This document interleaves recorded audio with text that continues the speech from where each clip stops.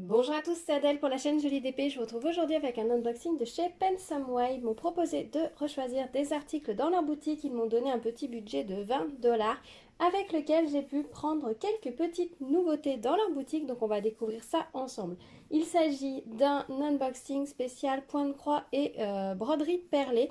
Vous savez que chez Pensomeway, je prends souvent des articles de broderie et de point de croix, tout simplement parce que je trouve qu'ils sont très intéressants au niveau du tarif chez eux, plus que pour le diamond painting. Donc du coup je vais vers ce qui est le plus intéressant pour vous proposer des choses plus intéressantes également pour vous. Ils ont une très belle sélection de diamond painting, mais alors une encore plus belle sélection de points de croix.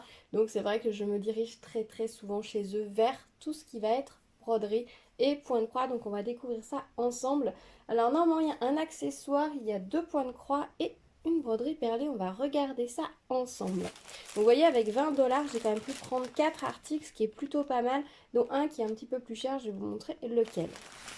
Alors, au niveau de la réception, c'est arrivé relativement vite. Ça a dû mettre une dizaine de jours à partir du moment où ça a été envoyé. Ils ont mis entre le moment où j'ai fait ma sélection et le moment où j'ai envoyé.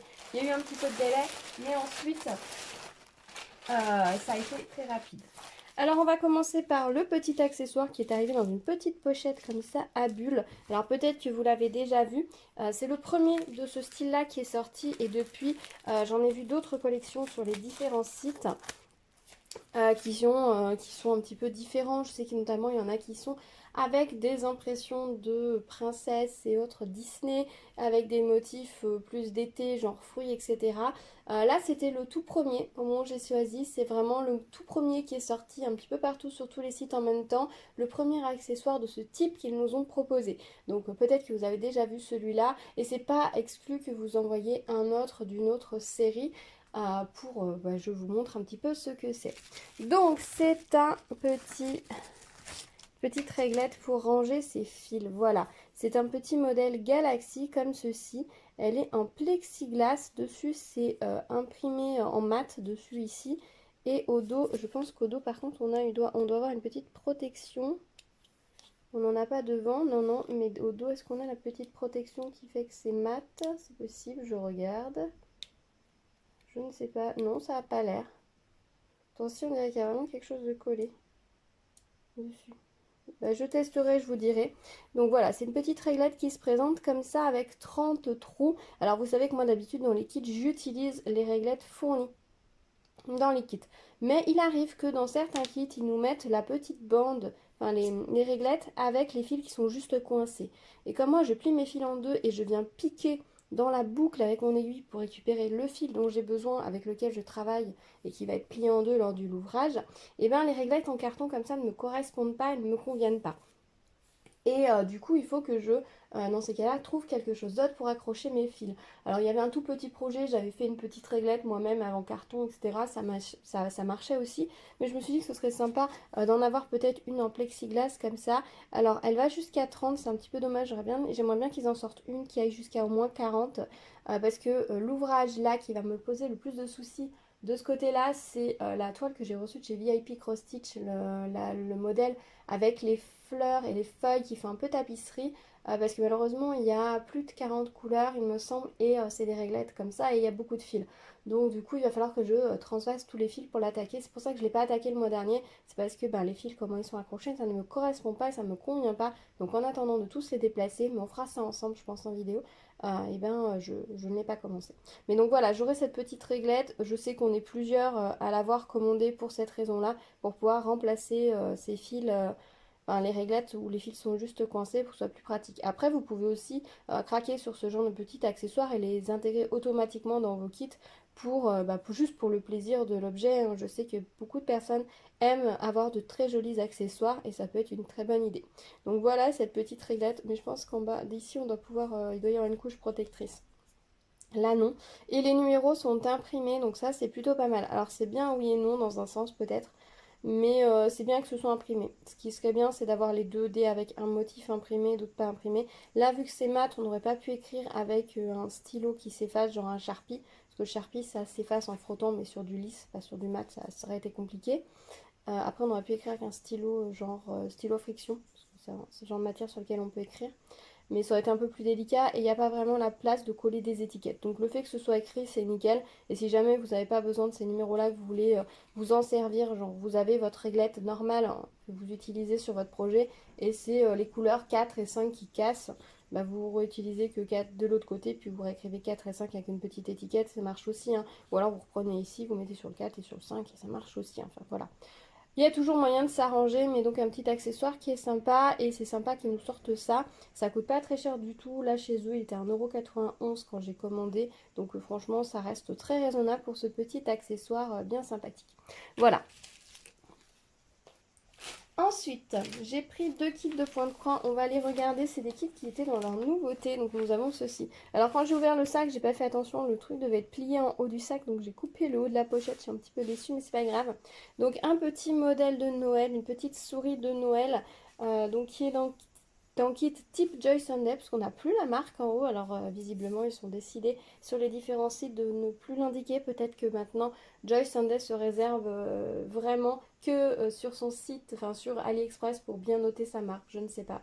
Je ne sais pas, je ne sais pas si vous avez des réponses par rapport à ça, je suis curieuse de le savoir. Donc voilà, j'ai craqué sur ce petit modèle, je la trouvais assez mignonne et elle me fait penser à la toile avec le Père Noël et Reine que j'ai déjà fait et celle avec les 2 chats de dos. Pareil, qui ont un fond un peu bleu-gris comme ça et avec des motifs beaucoup dans les tons de rouge et blanc dessus. Donc je me suis dit que ce serait assez sympa de les rassembler ensemble.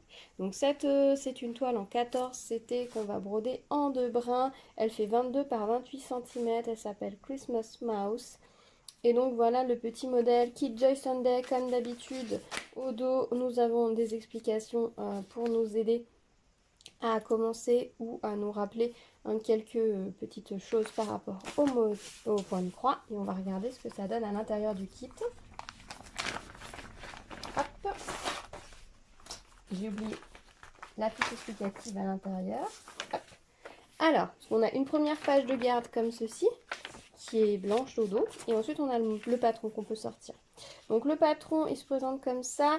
On va avoir 16 couleurs en full stitch et un du point de nœud. Ça y est, je sais faire le point de nœud d'ailleurs. Je vais pouvoir vous montrer. J'ai terminé un ou deux projets où il y avait juste le point de nœud à faire et j'ai réussi à faire le point de nœud. En fait, c'est tout bête. En regardant beaucoup de vidéos, dont certaines qui étaient très claires, j'ai réussi à faire des points de nœud parfaits. Je suis très fière de moi. Voilà. Donc le point de nœud qui ne me fait plus peur et on va avoir 3 couleurs en backstitch. Donc, vous voyez par exemple au niveau des oreilles de la souris. Et voilà ce que ça donne et beaucoup au niveau de la petite branche et du motif sur la boule. Au niveau de la toile, voilà ce que ça donne. Donc tout le fond est à broder en bleu, mais si vous ne souhaitez pas le faire, vous pouvez très bien laisser la toile blanche. Dans ces cas-là, peut-être je vous conseillerais de remplacer le blanc là, du bonnet par une couleur qui soit peut-être un tout petit peu moins blanche, peut-être un petit peu plus crème, ou un petit peu plus bleuté, un petit peu plus rosé. Ou alors de faire au final un petit tour en backstitch avec un gris par exemple pour souligner le tour du bonnet si vous ne vous souhaitez pas faire le fond parce que ça risque de ne pas se voir. Il faudra peut-être changer la couleur du joyeux Noël. Pareil autour des boules, il faudra peut-être juste faire un petit tour en backstitch d'une couleur un peu grisée par exemple juste pour les faire ressortir parce que du coup blanc sur blanc ça ne se voit pas très bien. Donc vous pouvez adapter comme ça si vous ne souhaitez pas faire le fond. Moi personnellement je pense que je le ferai. C'est vrai que je pense que cette toile-ci serait très sympa à embroder en point compté sur une toile dont le fond est déjà bleu en fait. Mais c'est pas grave. Donc voilà ce que ça donne au niveau de l'impression. Beaucoup de remplissage dans le fond. Et en fait les points de nœud vont être, c'est des petits flocons. En fait ce sont des points de nœud à faire dessus. Donc là par exemple on va remplir et on va juste sauter les petits points de nœud. Ou même vous pouvez faire les cases où il y a le point de nœud. Parce que ce point de nœud on ne les fait pas forcément toujours très épais. Et puis vous pouvez broder et puis vous rajouterez les points de nœud par dessus. Ou alors ce que vous pouvez faire aussi pour que ce soit joli, c'est remplacer les petits points de nœud par des perles. Je me demande si c'est pas ce que je ferais. Mettre des petites perles pour que ça brille un petit peu au niveau de la neige, ça pourrait être sympa. Donc voilà ce que ça donne au niveau de la grille. On a la légende en dessous qui est bien imprimée.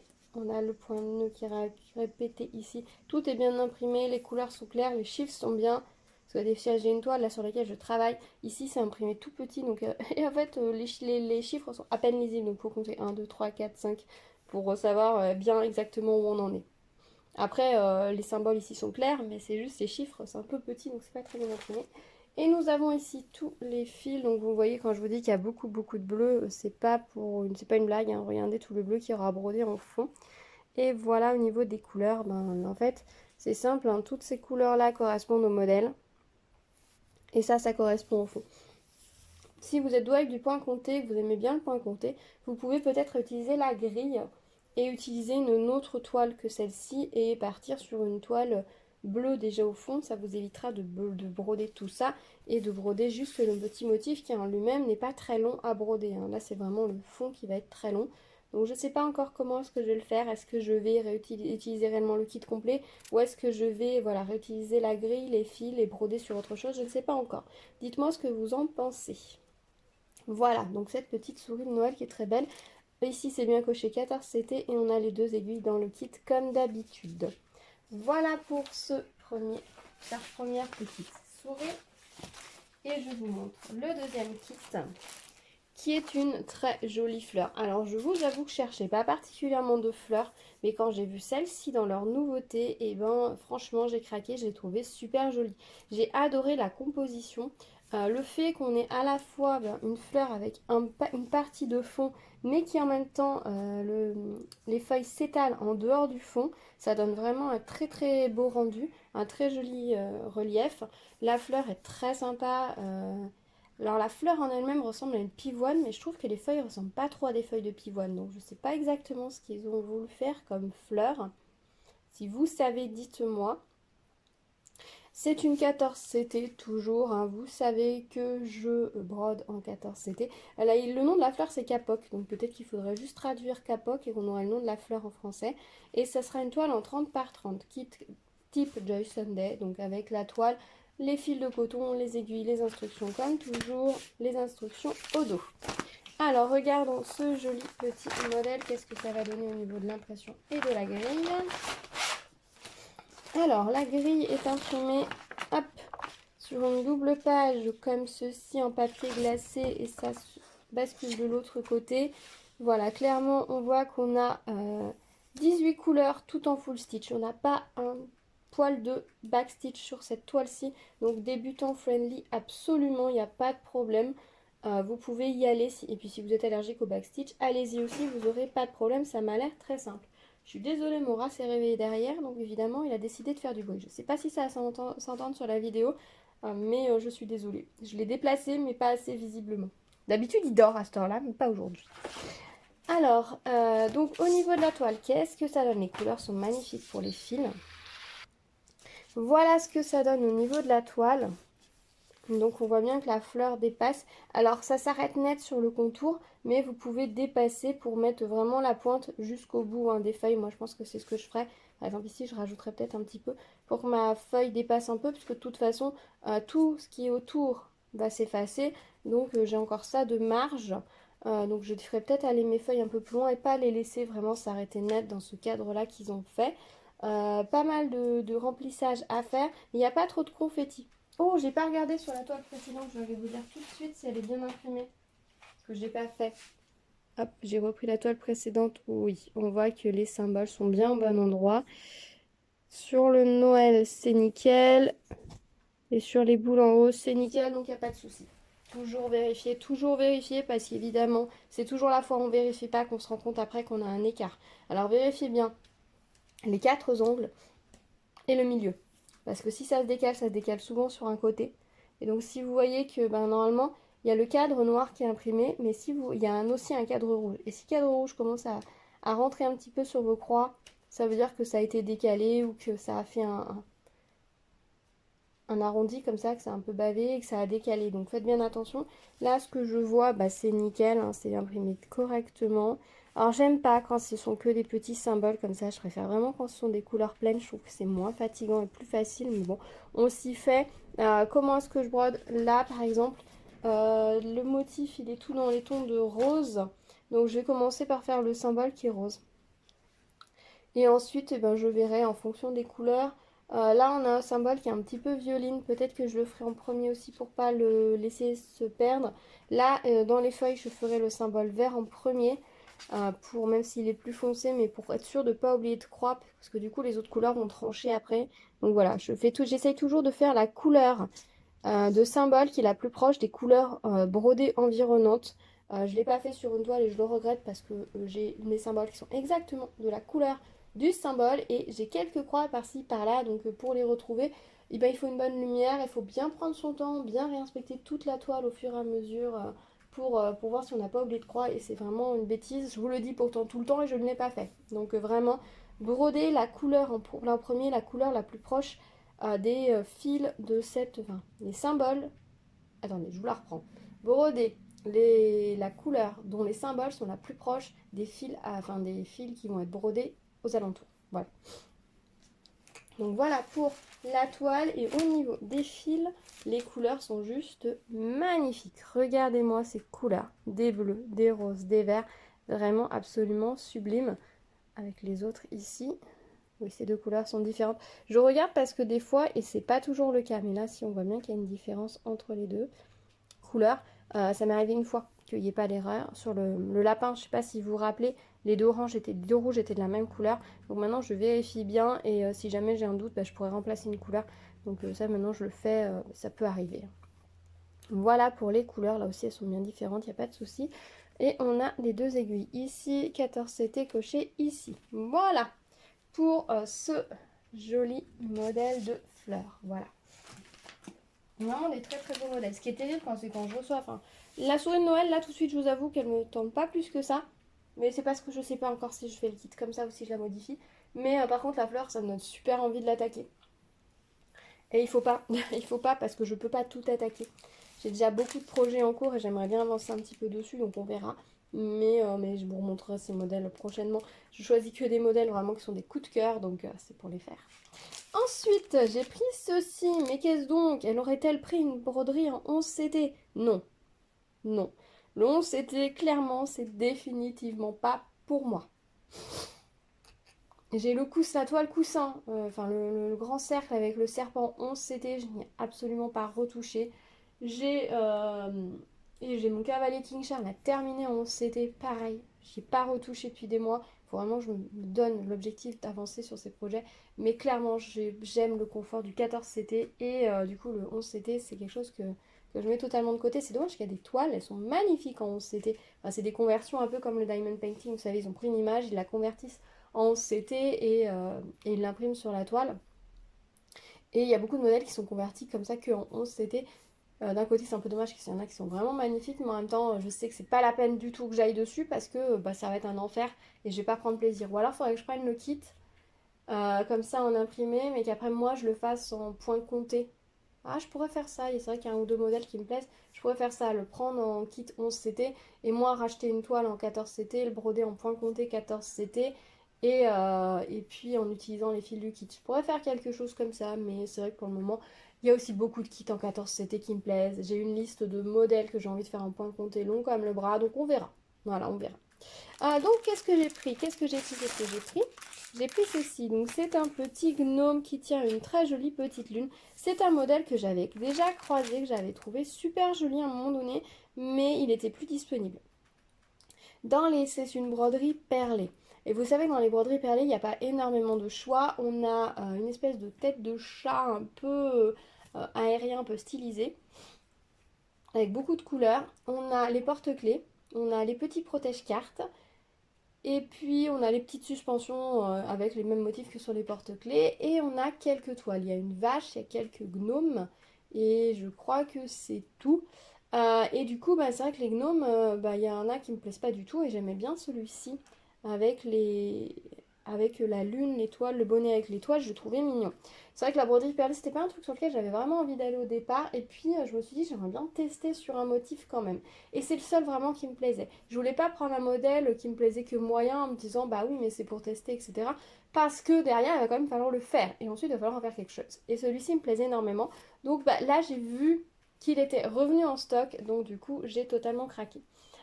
Cette toile est à 8,60 €, était à 8,63 € au moment où j'ai validé ma commande, donc mi-juin.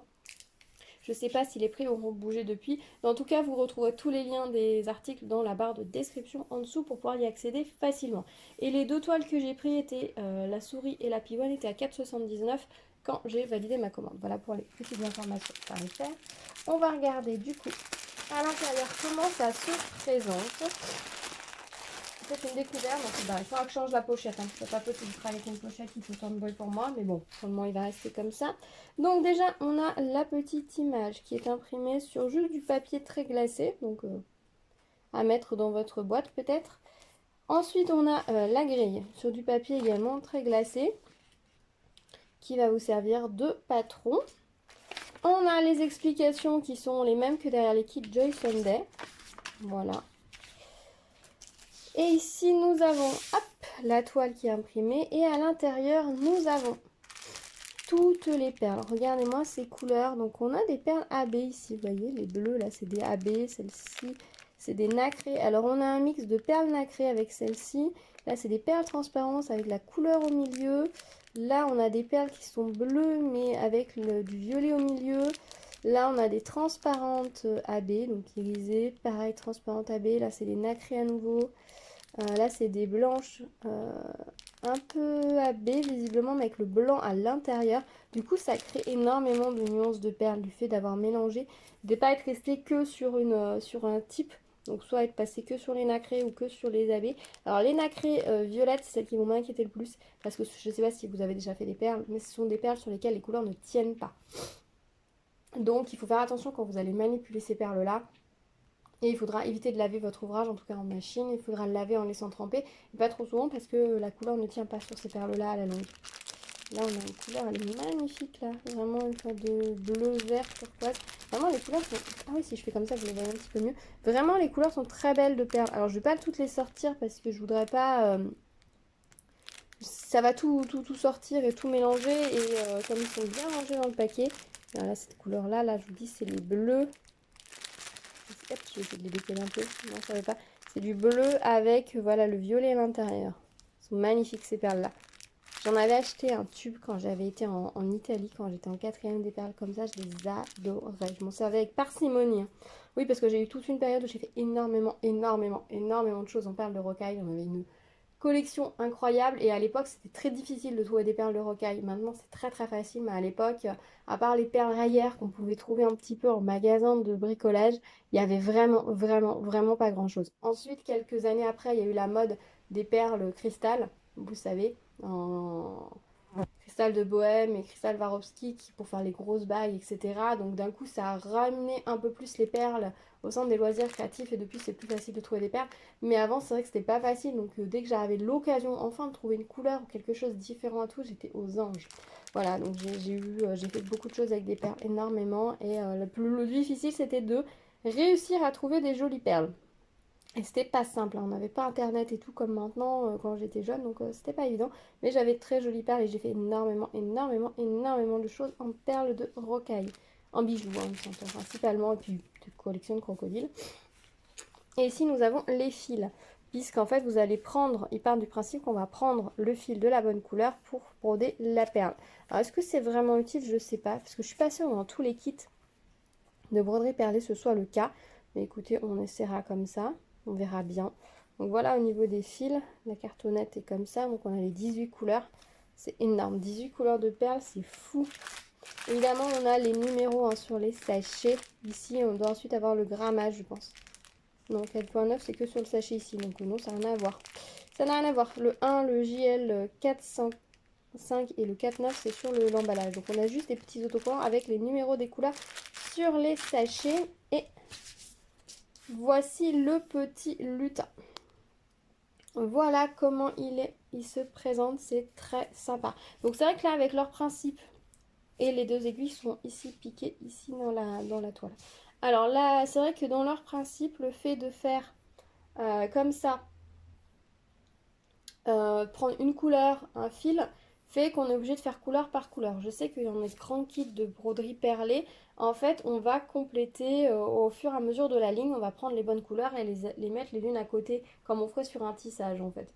Donc je sais pas exactement comment je ferai. Je pense que là, je vais suivre leur idée. Donc la toile est assez grosse. D'habitude, moi, je fais les porte-clés perlés et la toile est plus fine par rapport aux perles. Donc là, je me dis que si je fais pas, j'utilise pas le fil de la bonne couleur, je pense qu'effectivement la toile va peut-être se voir un peu par-dessous. Je vais suivre le kit comme ils ont prévu, c'est-à-dire fil de la bonne couleur, perles de la bonne couleur. et on verra bien comment ça se présente et comment ça se passe au final. Alors là, c'est la première fois que ça m'arrive, mais vous voyez, on a la lisière de la toile de base. Voilà, c'est la première fois, donc ça change pas grand-chose, hein, mais voilà, c'est le petit truc rigolo que je trouve. Les symboles ont l'air bien imprimés, bien sur les différents carrés, donc ça va être nickel. Donc c'est de la 11CT hein, au niveau du grammage, du comptage, du tissage, voilà plutôt. Voilà pour ce petit gnome. Donc je suis contente de l'avoir, ce petit lutin avec sa lune. J'aime bien les couleurs et quand je vois les couleurs des perles, je le trouve magnifique. Donc vraiment très très très contente d'avoir pu le prendre. Un grand merci à eux de l'avoir remis en stock et d'avoir accepté de me l'envoyer. Donc je vous montre hop, les différentes petites choses que j'ai prises. Du coup, hop, on va faire ça comme ça. Et voilà, donc de jolis petits projets qui vont être très sympas à faire. Donc j'ai hâte de commencer le petit lutin, mais je pense que je vais pas l'attaquer ce mois-ci, enfin on verra. Parce que j'ai déjà beaucoup de choses que je me suis mis hein, en tête ce mois-ci à faire, notamment avec mon idée de Noël en juillet. Donc je sais pas si je vais l'attaquer tout de suite, mais on va essayer d'attaquer ça prochainement. La fleur, elle me fait super envie. Elle ressemble vraiment à une pivoine, je trouve. C'est juste les feuilles, je les trouve un petit peu... Après, c'est peut-être l'angle de vue. C'est peut-être l'angle de vue. Et puis la petite réglette qui va pouvoir m'aider sur certains kits. Voilà, dites-moi ce que vous pensez de ma sélection. Est-ce qu'elle vous plaît? Est-ce que vous avez essayé ces types de kits en broderie perlée? Ou est-ce que vous avez essayé d'autres kits différents, autres que les porte-clés et ceux des sites chinois? Dites-moi comment ça s'est passé, si vous brodiez tout avec le même fil ou si vous changez de fil pour chaque perle. Dites-moi, de chaque couleur de perle plutôt. Dites-moi, je serais très curieuse de savoir. Dites-moi si vous faisiez une demi-croix d'abord et vous mettiez la perle par-dessus, etc. Enfin, je sais qu'il y a plein de façons de faire. Certains même passent la perle deux fois dedans. Enfin voilà, il y a plein de... Je sais qu'il y en a qui font la croix en repassant dans la perle. Enfin, il y a plein de techniques différentes, donc je serais assez curieuse de savoir comment est-ce que vous l'avez fait, quelle notice vous aviez quand vous avez fait votre kit. Pardon. Vraiment, je suis curieuse parce que moi, c'est une première. Hein. Je vais découvrir en dehors des porte-clés. Ça va être une première, je vais découvrir. Donc voilà, dites-moi dans les commentaires quel est le projet que vous préférez. Si du coup, il y en a que vous avez ajouté sur votre wishlist. Si celui-ci, vous le feriez comme ça ou si vous feriez comme je pense, de peut-être changer tout simplement la toile du fond. Dites-moi tout, on se retrouve dans les commentaires pour en discuter. N'hésitez pas à vous abonner à la chaîne, activer la cloche pour être au courant des prochaines vidéos. Me mettre un petit pouce vers le haut et puis partager à vos amis si ça peut les intéresser. Je vous remets tous les liens comme d'habitude dans la barre de description et je vous dis à très vite pour une nouvelle vidéo. À bientôt, prenez soin de vous. Tchou tchou.